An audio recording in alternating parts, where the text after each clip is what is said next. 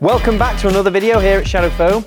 We've got another toolbox for you this week. We're looking at this pretty monstrous looking roll cab. Last video, we did this one and we organised all 6 drawers in Shadow Foam Easy Peel. So if you've not seen that video, click here, somewhere above me, and you can go and watch that.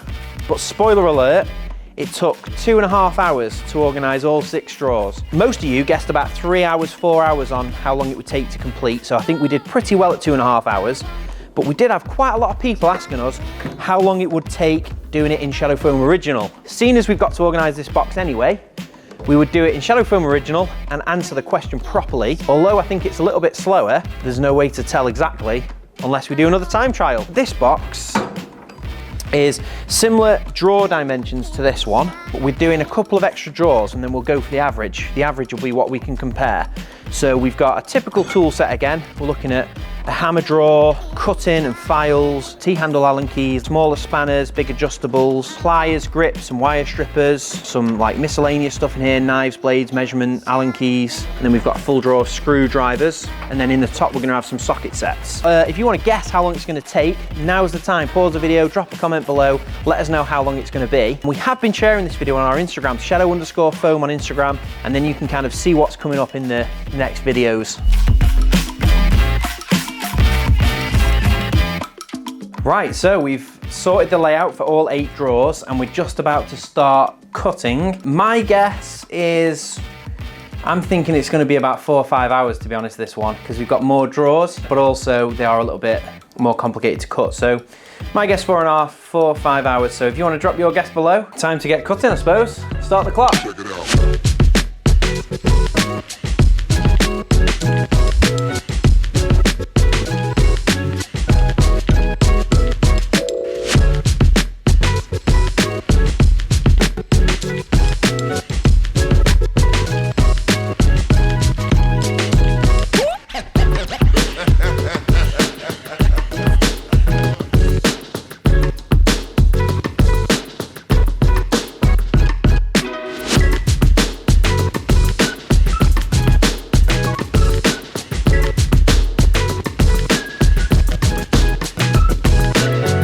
Right, that's the first one. We've gone pretty quick with that one. That's 21 minutes, 21 and a half minutes. We've done the first liner.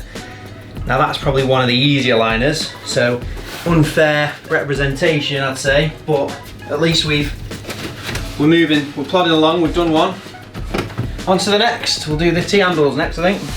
So I'm gonna give you a quick demo how you do it. So basically you place the item where you want it to go and you press down on it. Not too hard that you make an impression on the foam, just hard enough so it doesn't move. And then you use your scalpel, which comes in your cutting kit, and use it like a pencil and just hold it 90 degrees to the item.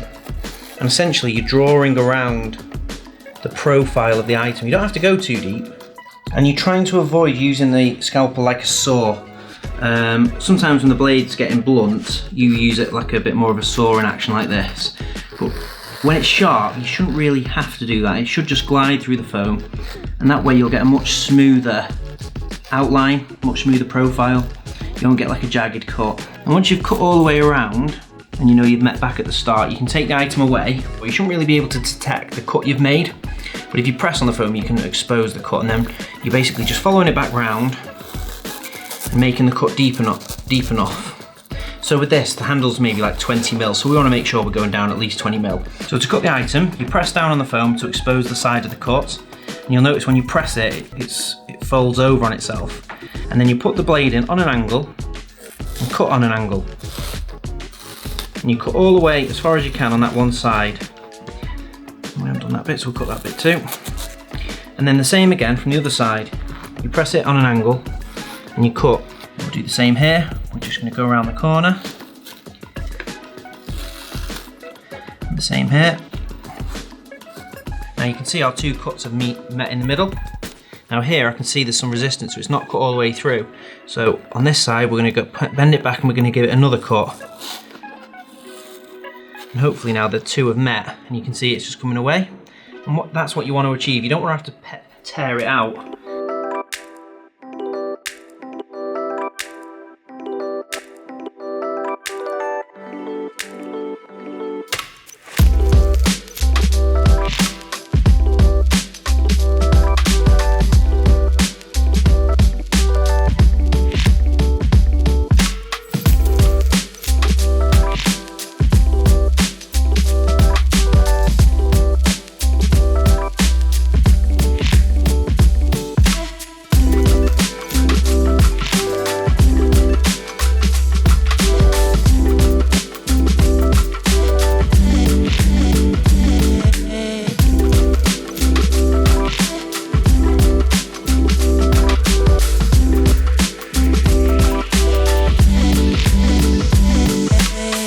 So another good tip is just the way that these are manufactured. The steel is made first, the injection molded handle is made afterwards.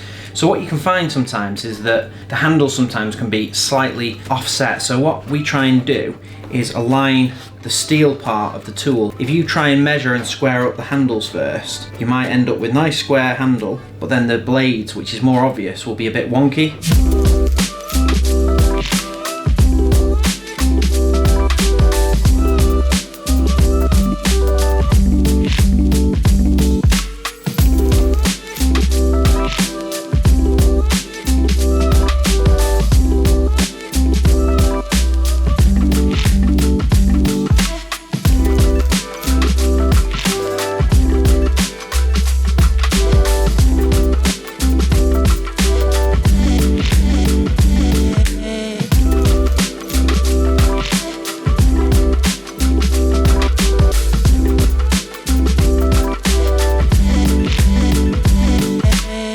Right, so we're on to the third drawer, which is the cutting and filing drawer. You can see what I've done here for the layout. I top and tail files. I'll also top and tail these ones too.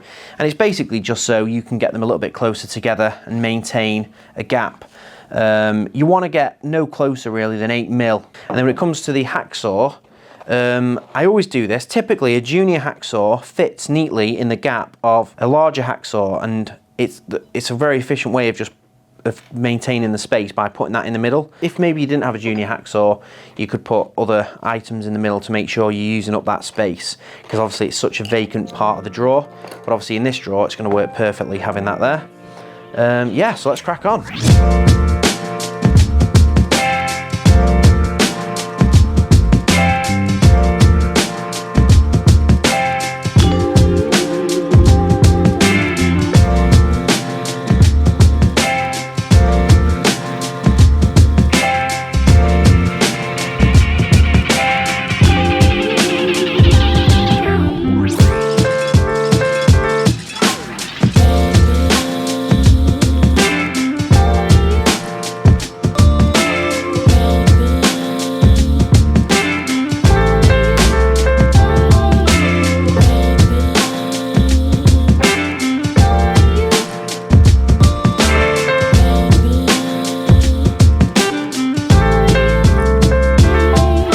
This is a bit trickier, screwdrivers, but we've done opposites on all the screwdrivers, and we've put flat blades on one side with Phillips and posi drive on this other side, moving along to the stubbies where we've done the same.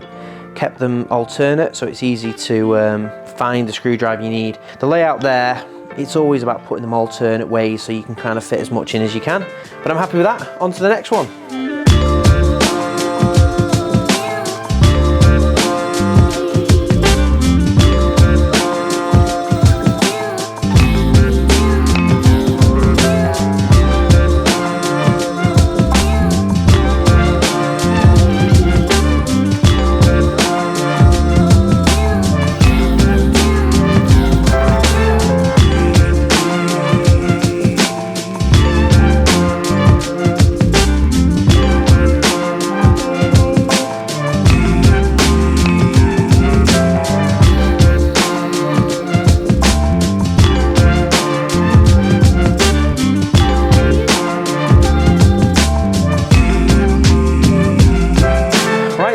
That is the last drawer. This is the top section of the toolbox finished, and we've done all 8 liners in just under 4.5 hours.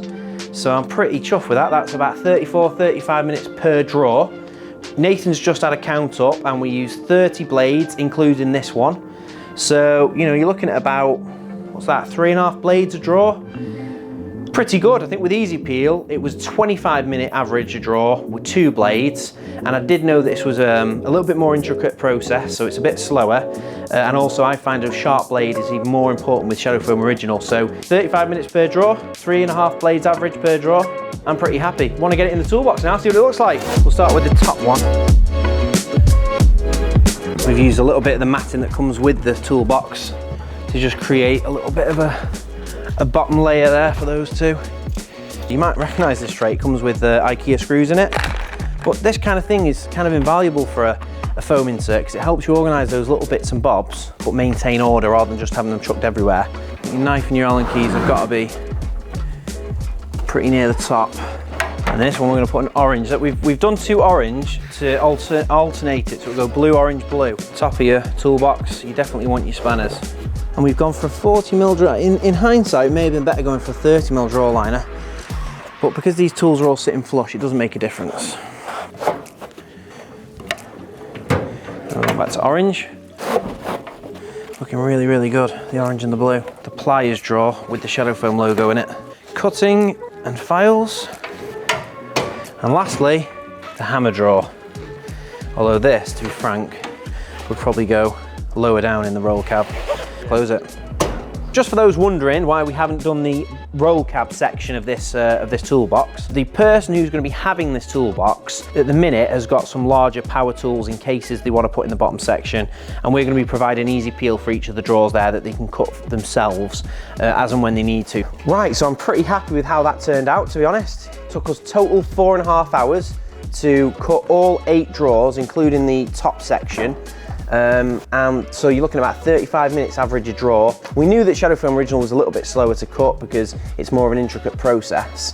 So if you're wondering, the difference between ShadowFoam Original and then ShadowFoam Easy Peel is that this is a polyurethane grade, which is a little bit softer, and we only have a colour coating on the surface. And this is ideal for, if this is your own personal toolbox, you want to get the absolute best finish you can, and you're going to be cleaning the tools before you put them back, and you're going to be kind of looking after them and potentially trying to keep oil away from the box. If, for instance, this was in a workshop where there's a lot more oil, there's maybe multiple people using it, Easy Peel would probably be a better option for you, because if you get oil on it, you get grease on it, you can wipe it all down. You may have noticed this is the second Sealey toolbox that we've done in a row. And that's because we are going to start selling Sealey toolboxes on our website with some great offers as well. This one's going to be the first offer that we've got on the website, and typically, or the RRP for this box is over £1,200. And they do it in orange, what we've got here, they've got it in black, they've got it in blue, and they've got it in red. Now, the RRP is £1,214, and we're doing it for £700, but we've also got deals on ShadowFoam Original and Easy Peel in matching colours to go in the full box. There's a link below, and if you click that, it'll take you to a listing for this toolbox, and then you'll see that you can add a full set of drawers at a really good rate as well. We've got more toolboxes coming. We've got the one we did last week, the retro box, is going to be available with a really good deal on that as well. If you like this video, make sure to subscribe and turn on the notifications. The next video we've got planned is going to be the ultimate compact tool case. So it's going to be the smallest form factor tool case we can find that balances the most efficient and the best toolkit we can put together. So if you're interested to see what that is, subscribe below and stay tuned.